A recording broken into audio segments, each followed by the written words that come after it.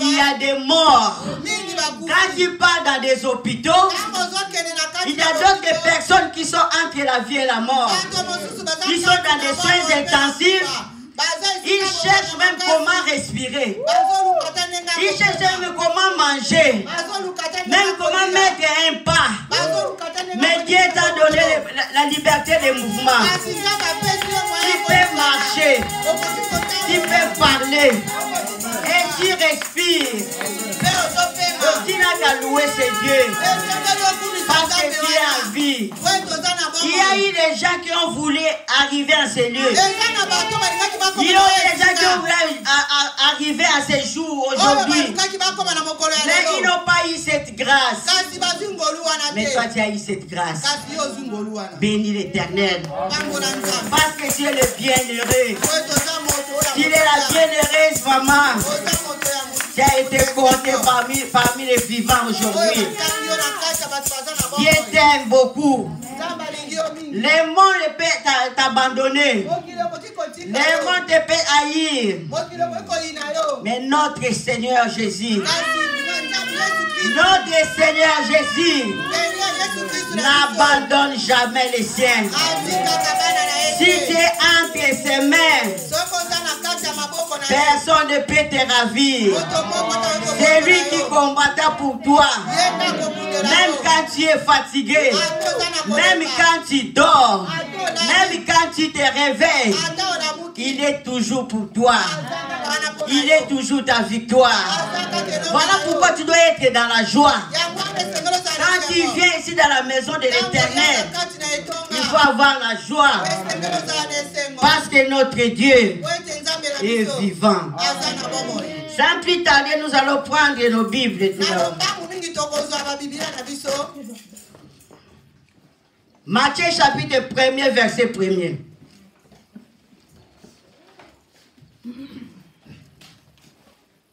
C'est là que nous allons débuter, nous allons commencer au commencement. Le commencement de toutes choses. Matthieu 1er, verset 1er. Qu'est-ce que la Bible nous dit ici? Généalogie de Jésus-Christ. Génération généalogie de Jésus-Christ, fils de David, fils d'Abraham. Fermons les yeux, nous allons prier. Père, nous laissons la parole entre tes saintes mains. Merci parce que tu es Dieu. Tu dis que l'homme ne vivra pas seulement de pain, mais de toute parole qui sort de ta bouche. Merci Seigneur parce que cette parole vient de toi. Merci parce que tu vas nous parler. Merci parce que tu vas nous bénir. Merci parce que tu vas Seigneur nous ouvrir. Merci parce que cette parole va nous procurer la paix, la joie, la délivrance, la liberté. Dans le nom de Jésus que nous avons ainsi prié. Amen. Amen. Nous avons dit ici la généalogie de Jésus-Christ est fils de David et fils d'Abraham. Pourquoi ces versets? Je crois que les mois passés, le mois antérieur, c'était au mois de décembre, on parlait de la génération de Hérode. Si vous regardez dans vos portables, dans le groupe de maman, même dans le groupe de papa, Alicia Church, j'ai envoyé ce tableau ce matin pour ne pas vous compliquer. On parlait de la génération de Hérode. Nous avons parlé, nous avons débuté ici la génération de Hérode. Pourquoi la génération? Nous avons bien défini aussi la génération.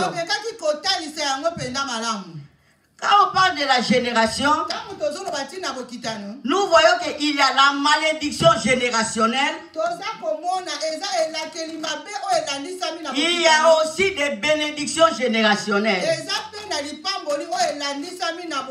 Quand je dis que les malédictions générationnelles,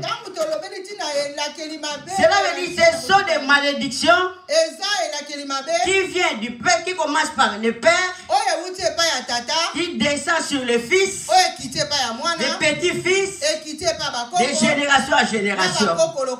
Même pour la bénédiction, ça vient aussi du père, des fils, petits-fils, de génération à génération. Cela veut dire qu'il y a la bénédiction générationnelle, il y a aussi la malédiction. La nature des malédictions et des bénédictions, c'est quoi? Bien aimé, ce sont les deux vecteurs. Donc des véhicules, des transports qui transportent une puissance surnaturelle. Ce n'est pas physique. Donc ça vient toujours toucher le physique. Mais ça commence toujours dans le monde spirituel. Voilà pourquoi je vais dire à une personne. Donc il faut faire attention à tes paroles. Parce que tes paroles, donc c'est le vecteur, donc le véhicule. Ça peut transporter soit un bien, les bénédictions pour ta famille, ta descendance, ta génération. Toujours cette parole peut aussi transporter, véhiculer la malédiction sur ton fils, tes fils, tes petits-fils, de génération à génération. Cela veut dire, donc la Bible même nous dit, la langue, donc la bouche, donc c'est le pouvoir, donc le pouvoir de vie, même de la mort. La vie et la mort sont au pouvoir de la langue. Nous devons toujours bénir. Nous devons toujours prononcer les bonnes paroles pour même notre génération, pour notre descendance. Prononçons les bonnes paroles. Quand nous disons qu'il y a des bénédictions générationnelles, il y a aussi la malédiction générationnelle. Commençons par les malédictions. Quand nous parlons de la malédiction, on peut les grouper, la malédiction générationnelle. On peut les grouper à 4 groupes. Ça, je donne trop l'introduction avant d'entrer. Nous avons la malédiction générationnelle de la loi tout d'abord. Il y a aussi la malédiction générationnelle de la famille. Il y a aussi la malédiction générationnelle qui sont, je vais dire, qui sont envoyés, donc l'envoûtement. Donc, c'est diabolique. Donc, on peut jeter les sorts vers toi. On peut jeter les sorts vers toi. Ça aussi, c'est la malédiction. Le 4e groupe. Je vais regarder parce que tout c'était dans la tête, mais ça peut aussi aller, ça peut s'envoler. Le 4e groupe, nous avons dit la malédiction de la loi, la malédiction familiale, il y a la malédiction diabolique, c'est que le diable est injecté. C'est ça les groupes, il y en a quoi? Donc si la personne devrait ajouter. Ce sont les groupes de malédiction. Mais quand nous parlons de la malédiction de la loi, bien aimé, si tu ouvres Deutéronome 28, là il y a les catalogues de toutes les malédictions de la loi. Là, on nous parle. S'il faut grouper toutes ces malédictions, qu'est-ce que toutes ces malédictions nous disent dans Deutéronome? Donc, ça englobe seulement la maladie, la pauvreté. Il y a aussi des limites, des blocages, des échecs. Et à la fin, c'est le décès, la mort. C'est ça, c'est ce qui englobe toutes les malédictions. Ça va descendre de père sur le fils, de génération en génération. Et puis la Bible dit surtout celui qui n'obéit pas, c'est jusqu'à la deuxième, troisième génération. Mais ceux qui obéissent à Dieu, ceux qui marchent selon la parole de Dieu, lui aussi aura la bénédiction générationnelle jusqu'au millième génération. Voilà les groupes tout d'abord, les malédictions et les bénédictions. Parlons tout d'abord de la malédiction de la loi. Bien aimé, quand nous parlons de la malédiction de la loi, tu peux prier. Tu peux briser. Tu peux faire des gemmes. Tu veux entrer partout tu veux. Tu vas aller dans les montagnes. Tu peux tout faire. Mais je te dis, tu n'auras pas la délivrance. Mais je vais te dire cet après-midi, j'ai une solution pour toi. Ce n'est pas moi qui va amener cette solution. C'est une bonne nouvelle pour toi. Pour être libéré de la malédiction de la loi. La malédiction de la loi. Il n'y a qu'un seul nom. Un seul nom qui nous est donné. Dans les ciels, sous la terre, sur la terre. Un seul nom. C'est le nom de Jésus-Christ. Bien aimé, si tu ne te répands pas, si tu ne viens pas à Jésus, si tu ne te convertis pas, ou bien tu es un pas dedans, un pas dehors, la loi, la malédiction générationnelle de la loi, ça continue toujours à te lier. Même si tu fais 100 ans à l'église, tu fais 200 ans à l'église, je te donne aujourd'hui la solution. Notre solution c'est Christ. C'est Jésus-Christ. Si tu reçois Jésus dans ta vie comme Seigneur et Sauveur, tu es libéré. Tu es libéré de la malédiction de la loi. Qu'est-ce que la Bible dit avant d'entrer dans notre matière? Prenons Galates. Prenons Galates 3.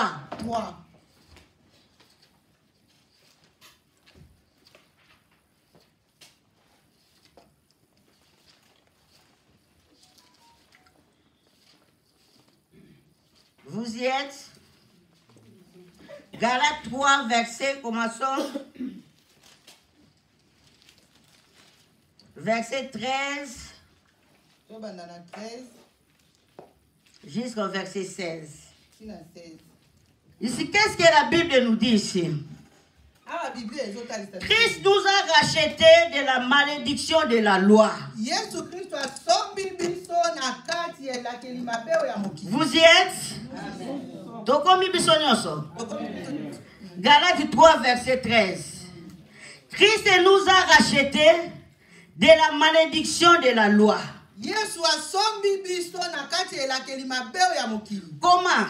Étant devenu malédiction lui-même, pour nous, étant devenu malédiction pour nous, car il est écrit, maudit est quiconque est pendu au bois, afin que la bénédiction d'Abraham ait pour les païens son accomplissement en Jésus-Christ, et que nous ressuscions par la foi l'Esprit qui avait été promis. Frères, je parle à la manière des hommes. Une disposition en bonne forme, bien que faite par un homme, n'est annulée par personne. Et personne n'y ajoute. Écoutez maintenant 16. Or, les promesses ont été faites à Abraham et à sa postérité. Il n'est pas dit et aux postérités, comme il s'agissait de plusieurs, mais en étant qu'il s'agit d'une seule. C'est à la postérité, c'est-à-dire Christ. Amen. Amen. Nous rentrons maintenant dans notre verset de Matthieu 1er. Là, on nous dit que Christ, la génération de Jésus-Christ, fils d'Abraham, fils de David et fils d'Abraham. Bien-aimé, la malédiction de la loi, la malédiction générationnelle peut être seulement brisée par Jésus-Christ. Par Jésus-Christ, bien-aimé. Ici, on nous dit, c'est lui-même qui s'est fait malédiction sur la croix. Il a été pendu sur la croix. Oh, pour monter sur la croix, il faut être maudit. Jésus-Christ est devenu malédiction. Car on nous dit là-bas dans les Écritures, maudit celui qui est pendu au bois. Cela veut dire sur la croix. Jésus a tout porté. Bien-aimé, je me souviens encore ces jours. Donc il y a eu beaucoup de personnes, beaucoup de gens qui sont venus. Les mamans et les enfants. Il s'agissait maintenant de crucifier Barabbas. Mais tout le monde, personne n'a dit de crucifier Barabbas. On a dit libérer Barabbas. Libérer Barabbas. Crucifier Jésus. Crucifier Jésus. Et Ponce Pilate a dit que qui va maintenant porter le sang de ce Jésus? Nous allons porter le sang de Jésus. Ça sera nous et nos enfants. Ce sera nous et nos enfants. Bien-aimé, je vais te dire une chose cet après-midi. Sur la croix, Jésus a dit tout est accompli. Quand il a dit tout est accompli, il a tout brisé. Il a tout effacé. Selon Colossiens 2,14, la Bible me dit, oh bien-aimé, l'ordonnance est effacée par une autre ordonnance.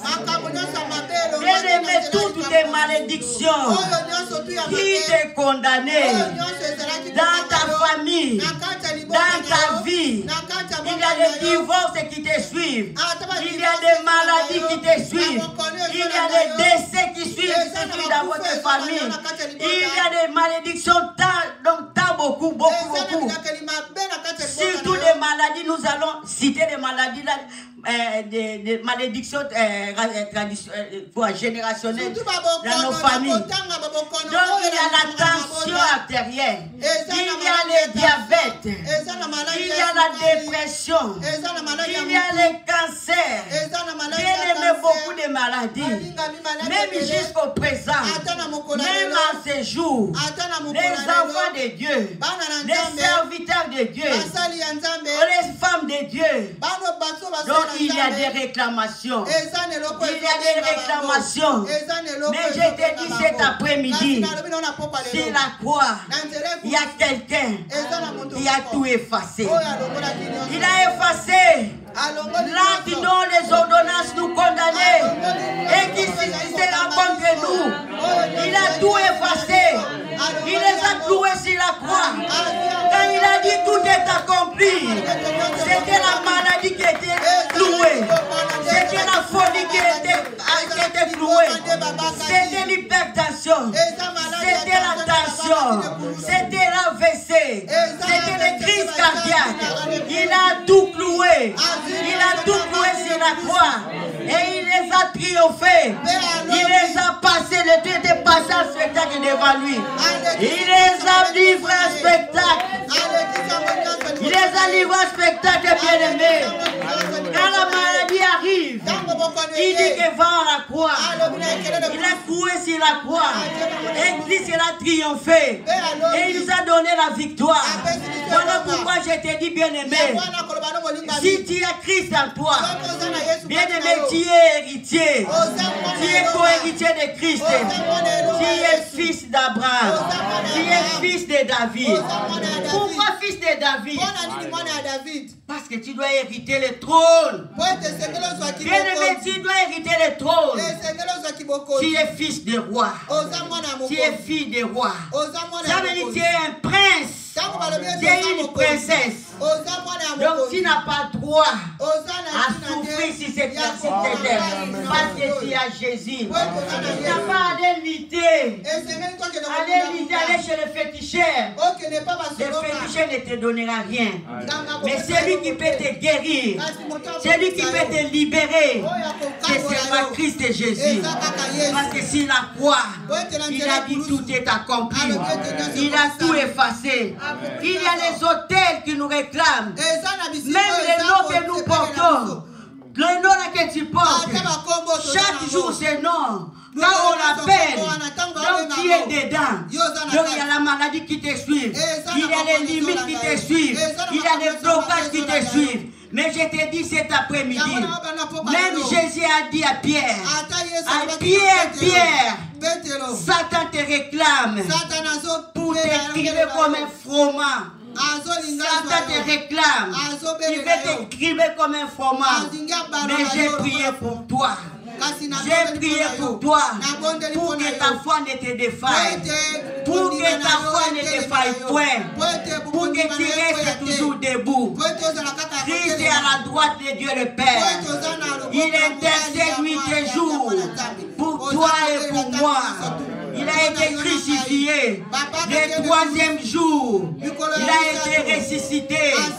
Parce que la terre ne pouvait jamais l'accepter. La terre ne pouvait jamais contenir Jésus-Christ. Parce que tellement il est grand, tellement il est puissant. Et la parole nous dit, les cieux ne peuvent jamais contenir Jésus-Christ. Parce que les cieux est son trône. La terre, son marchepied. Cela veut dire si la terre, c'était seulement les pieds qui étaient entrés dans le tombeau.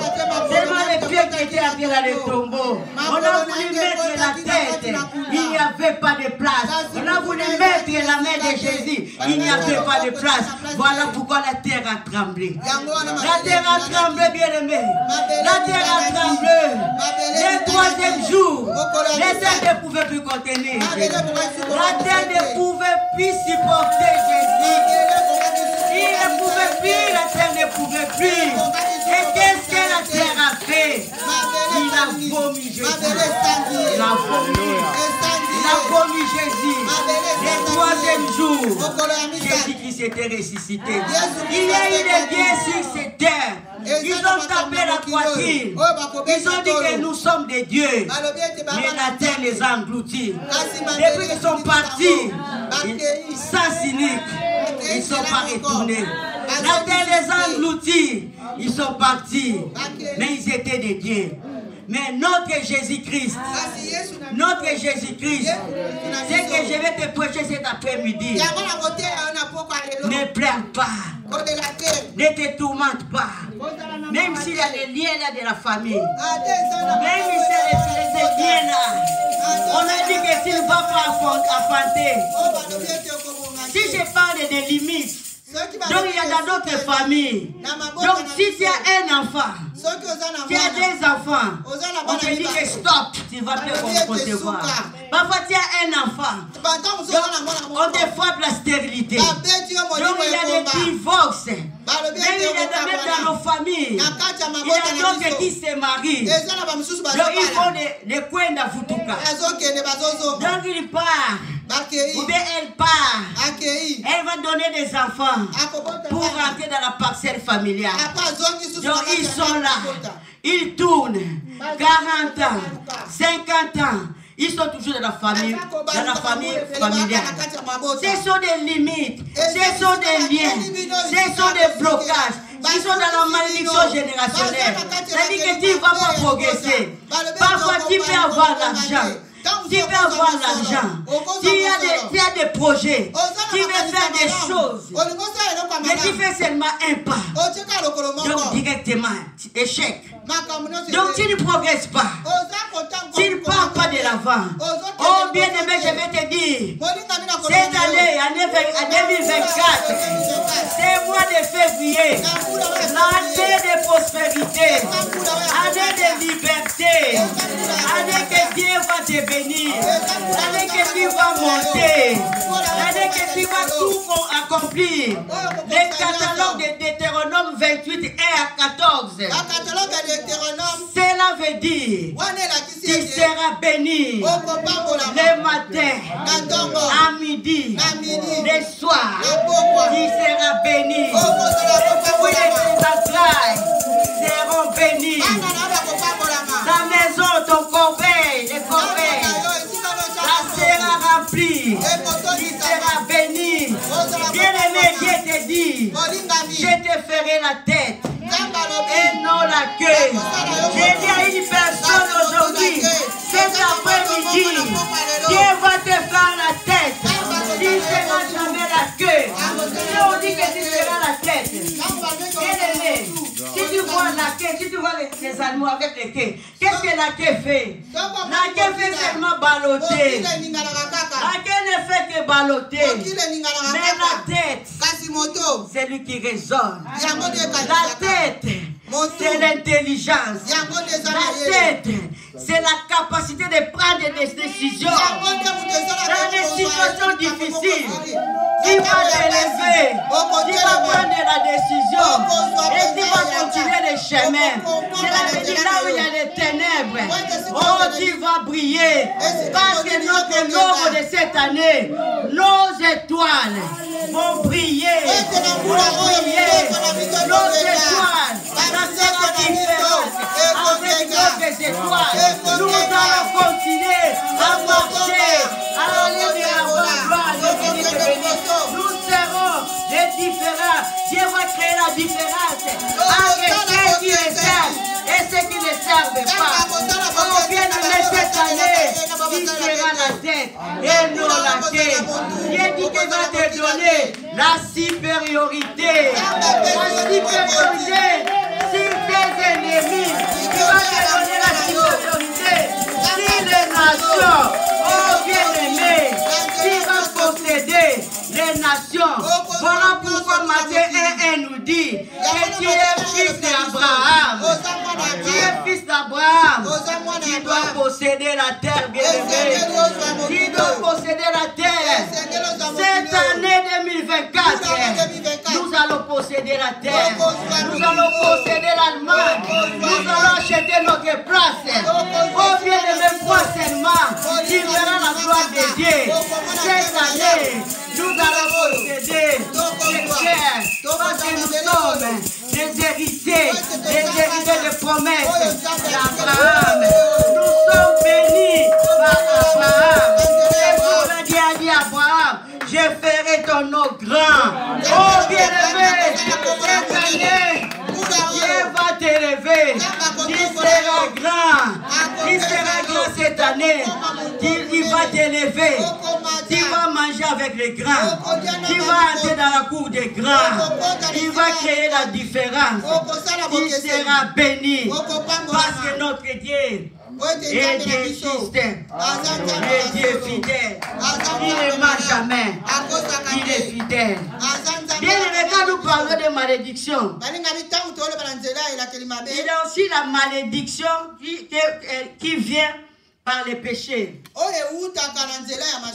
Quand on dit que les malédictions à travers les péchés, ce sont donc des péchés qui viennent de la lignée sanguine.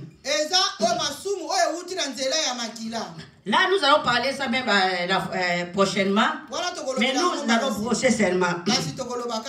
Nous avons, j'ai donné le tableau de Hérode. Prenons rapidement Acte 12.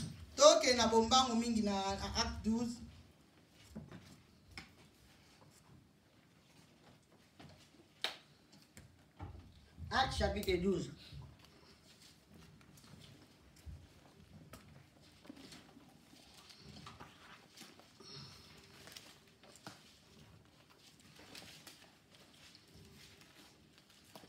« 1 à 3 et puis 20 à 23.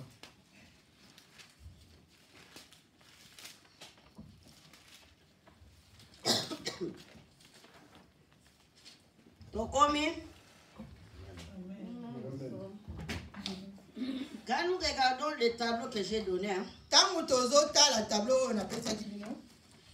ici on parle de malédiction, donc des péchés. De la lignée sanguine. Nous avons dit que quand il lit la Bible, divers partout on a parlé de Hérode. Il y a d'autres personnes qui croient que non, c'est seulement le même Hérode. Ce n'est pas le même Hérode. Premier Hérode, Hérode Antipas, Hérode le Grand lui-même. Nous avons parlé de ça dans Matthieu 2, verset 3. C'est lui qui l'a succédé. Archélaus, Matthieu 2, 22, on a parlé de ça. Maintenant, on a parlé de Alexandre et Aristoboule. Toujours, ce sont des enfants de Hérode le Grand. Aristoboule a donné naissance et Aristoboule le Petit, Hérode Agrippa I et Hérodias. Si vous regardez, donc il y a des générations. Première génération de Alexandre et Aristoboule, Hérode Philippe, tout. Deuxième génération, nous avons Agrippa, Hérodias. Troisième génération, la fille de Hérodias est venue. Donc il y a des tableaux, vous allez continuer à la maison. La fille d'Hérodias, son nom c'est Salomé. Et puis quatrième génération, il y a Hérode, Agrippa II, Bérénice, Drusilla. Qu'est-ce que nous avons dit? Donc si tu regardé dans la génération d'Hérode, les péchés que nous avons parlé surtout, c'était le meurtre, la mort. Donc, génération des grands. Les grands Hérode, il a tué. Ces deux enfants de la première génération, Alexandre et Aristoboule, étaient exécutés. C'était la malédiction qui descendait. Et troisième, c'est Agrippa. Et troisième, c'est Hérode, Agrippa I. Et Hérodias. C'est ce que j'ai voulu démontrer. Donc vous voyez que Aristoboule a donné Hérode, Agrippa I et Hérodias. Maintenant, dans notre Bible, Acte 12. Regardez à partir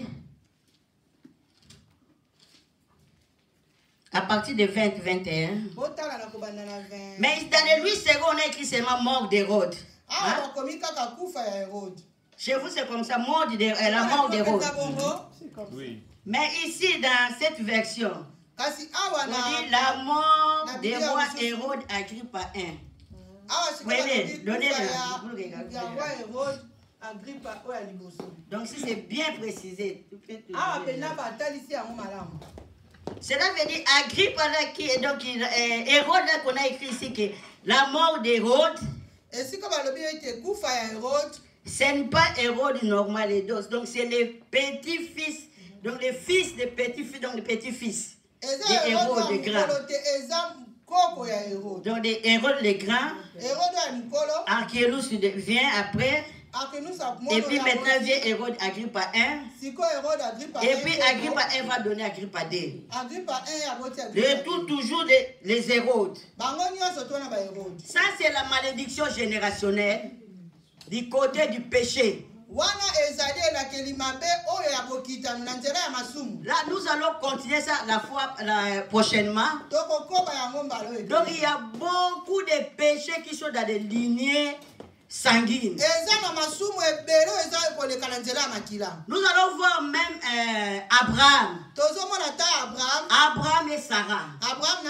Quand il y a eu faim, ils ont voulu partir en Égypte. Arrivé en Égypte, Abraham dira à Sarah, mais il ne faut pas dire que je suis ton homme, tu diras que je suis ta femme et je suis ta soeur. Ta soeur, je suis, tu es ma soeur. Ce que Abraham a fait avec Sarah, c'était aussi des ça. Nous allons lire ça prochainement. Si tu lis, tu vas encore à Genèse 26, tu verras aussi chez Isaac et Rebecca. Ça aussi répété. C'est toujours les mêmes péchés. Si tu vois Caïn qui a tué son frère, quand tu descends aussi dans la descendance de Caïn, tu verras aussi les mecs diront, moi aussi j'ai tué une personne. Donc la mort, donc ça descend aussi la malédiction. Donc il y a beaucoup de choses.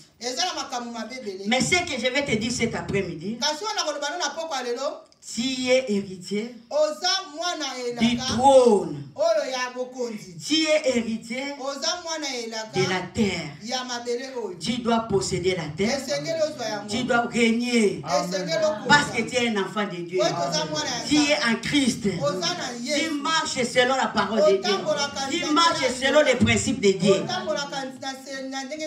Si tu marches selon Dieu, si tu es à côté de Dieu, toutes ces malédictions sont nulles et sans effet. Voilà pourquoi la Bible te dit encore dans Romains 1 chapitre 1, il n'y a point de condamnation pour ceux qui sont en Christ. Mais pour vivre ces choses, il faut être connecté avec Christ. Pas un pas dedans, un pas dehors. Tu dois être connecté. Tu dois être toujours donc, à l'intimité avec ces dieux. Tu dois te laisser marcher, donc guidé par ces dieux comme notre pasteur avait. Que le Saint-Esprit te conduise. À ce moment-là, tu seras libéré. Bien aimé.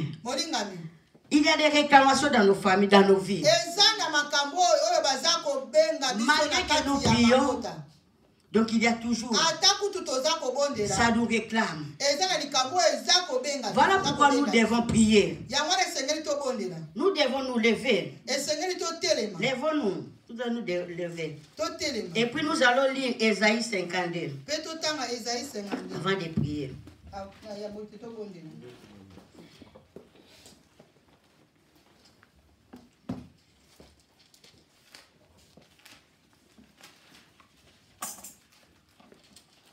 Qu'est-ce que Ésaïe 52 nous dit?